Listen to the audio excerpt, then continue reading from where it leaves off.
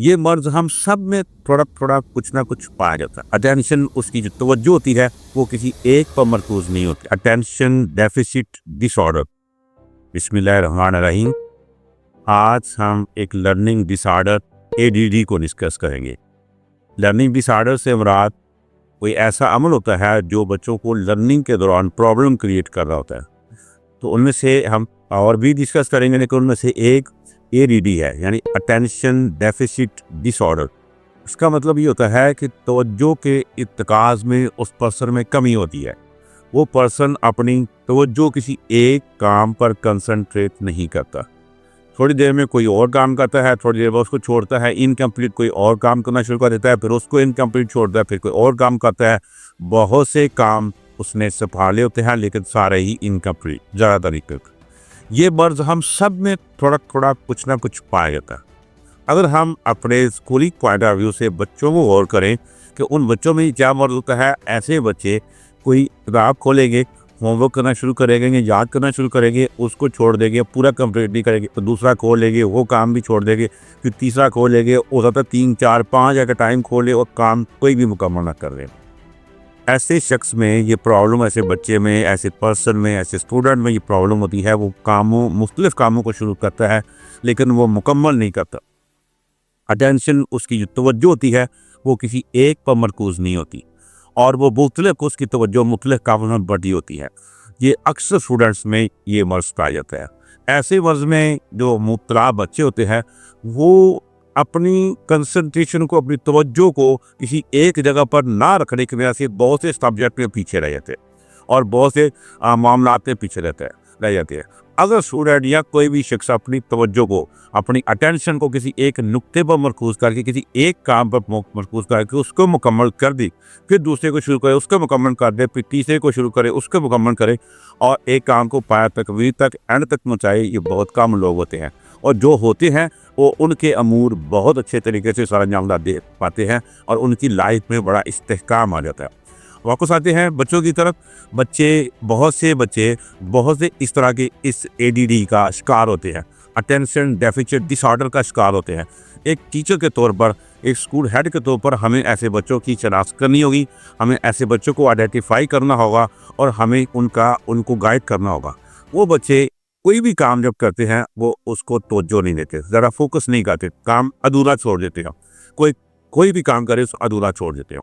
ये इत्तेकाज़ तवज्जो की एक मर्ज़ है। ये एक नफ्सियाती मसला है। इस नफ्सियाती मसले को अगर हम उन बच्चों को गाइड करें, समझाएं, ऐसे शख्स को समझाएं कि एक काम को पकड़ो, उसको पाया तकमील तक पहुँचाओ, अपनी एक काम करने की हैबिट को इस तरीके से अपनाओ कि उस काम को पाया तकमील तक पहुँचाओ, उसको एंड तक पहुँचाओ, तो ऐसे किसी शख्स को अगर हम ये गाइड करें तो वो बच्चे मुस्तकिल मिजाज हो जाएंगे। और मुस्तकिल मिजाज की बजाय मुतलव्वन मिजाज को उर्दू में कहते हैं, वो होते हैं। वो उनका मिजाज एक जैसा नहीं है, वो कभी कुछ कभी किसी मोड, कभी किसी मोड में, कभी किसी मोड में। तो इस शख्सियत का एक फ़ाल्ट होता है, ये बच्चों में कमी होती है। तो ऐसे में हमें मुस्तकिल मिजाजी अगर बच्चों में क्रिएट कर दे, अगर हम उनको उनकी आदत ऐसे अपनाएं, वो एक काम को करें, उसको पाया तक वहीं तक पहुँचाएँ, उसको दरमियान में ना छोड़े, उसको एंड तक पहुँचाएँ, तो इससे क्या होगा, तो उनकी ज़िंदगी के अंदर एक इस्तेहकाम आएगा, उनकी पर्सनालिटी के अंदर एक इस्तेहकाम आएगा, और उनको ऐसी हैबिट आ जाएगी, वो जिस काम को पकड़ेंगे उस काम को मुकम्मल करेंगे और एंड तक पहुँचा के आएंगे। ये बच्चे जो इस मर्ज़ का शिकार होते हैं, एडीडी का, अटेंशन डेफिसिट डिसऑर्डर का, अगर वो ये मर्ज़ बढ़ता चला जाए तो ये क्या होते हैं, ये शख्स आहिस्ता आहिस्ता आगे जाके मुख्तलिफ किस्म के जॉब करते हैं। ये जॉब, ये काम, वो भी छोड़ा, अगले को वो भी छोड़ा, उससे अगले को, कहीं टिक के काम नहीं करते। वो कोई बिजनेस करेंगे तो एक बिजनेस जो अभी स्टैब्लिश नहीं होता, मुकम्मल नहीं होता, उसको छोड़ेंगे, फिर किसी को जो बिजनेस मुनाफा देने लगता है और उसको छोड़ेंगे, फिर और किसी की तरफ पकड़ लें। वो बच्चे आगे वो अफरान खड़े होकर जो पर्सनैलिटी में अगर ये एडीडी रह गया, अटेंशन डेफिसिट डिसऑर्डर रह गया, तो ये अपनी लाइफ के अंदर भी बहुत ज़्यादा मुश्किलात का सामना करेगी।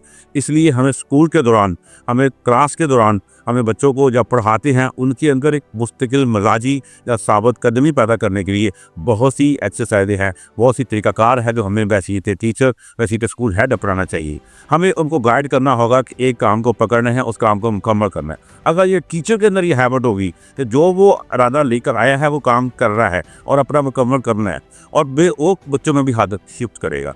बहुत बार टीचर ऐसे होते हैं कि वो एक पढ़ाना शुरू किया और किसी बच्चे ने कोई बात शुरू कर दी और बात के पीछे बात को आगे तक ले जाते वो बहुत सा अपना पीरियड का टाइम वेस्ट कर देते हैं। वो पर्सन, वो टीचर खुद ऐसी आदत का शिकार है, तो बच्चों के अंदर कैसे इस्तेहकाम पैदा करेगा। हमें चाहिए कि जो बच्चों को काम दे, मुस्तकिल मिजाजी उनके अंदर क्रिएट करे कि ये तुमने कंप्लीट करना है। किसी तरीके से भी हम डांटने के बजाय उनको अच्छी हैबिट्स के अंदर लाकर उसको हम काम कम्युनिटी तक लेके जाए। हमारे अपना शेड्यूल, हमारे अपने स्कूल के मामलात, हमारे अपने एक्सपीरियंस के मामलात, हमारे अपने दीगर मामलात पे ऐसी बात होनी चाहिए कि जो हम काम इरादा लेकर आएँ वो हम उसको पार तक पहुँचाने की कोशिश करें, पूरी कोशिश करें। और जब ये ऐसा आ जाएगा और हमारी उस क्लास के अंदर भी ये चीज़ पैदा हो जाएगी कि जो काम करना है उसको मुकम्मल करना है। हम बहुत से ऐसी बातें करते हैं, बहुत से ऐसे बच्चों को काम देते हैं, बहुत से ऐसी एक्सरसाइज देते हैं जो खुद चेक भी नहीं करते, बहुत से ऐसी टीचर टेस्ट देते हैं अगले दिन चेक ही नहीं करते, कई कई दिन टेस्ट पड़े रहते। तो बच्चों के अंदर एक आप मैसेज दे रहे हो कि काम कोई शुरू किया उसको मुकम्मल करो ना करो, तो वो बच्चों के अंदर ADD की आदत बढ़ती चली जाएगी। ADD एक लर्निंग डिसऑर्डर है और इसको हम अच्छी आदतों के लिए से, हम साबित हदमी के लिए से, हम उस्ताद जो है तवज्जो दे तो बच्चों के अंदर ये आदत ख़त्म कर सकती हैं और बच्चों के अंदर ये इस्तेहकाम का, शख्सियत का इस्तेहकाम पैदा करके उनके अच्छे नंबर ला सकते हैं।